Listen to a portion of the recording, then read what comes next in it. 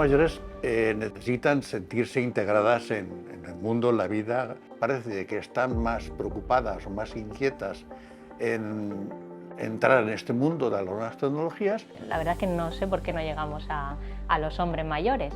Detectamos mucho miedo, ¿no?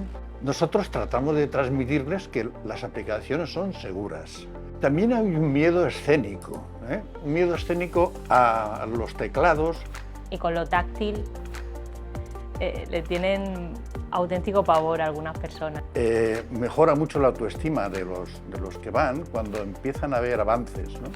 Afecta positivamente a su desarrollo personal. Ellos tienen que ver que es normal que encuentren dificultades de inicio y en la medida que van avanzando van cogiendo confianza ellos. Entonces hay que trabajar esa tolerancia a la frustración al principio. Entonces el que se mantenga el contacto de alguna manera o que la actividad tenga continuidad, es positivo que la persona que le apoye o que le ayude pues sea de una edad similar para que se sientan identificados. Si todo va bien, llegaremos a esa edad y nos vamos a encontrar también con esas dificultades.